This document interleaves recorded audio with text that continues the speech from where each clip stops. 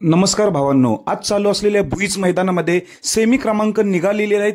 तर सर्वांचा आपला लाडका साहेब बकासूरचा सेमी क्रमांक किती हेच मी तुम्हाला या व्हिडिओमार्फत सांगणार आहे.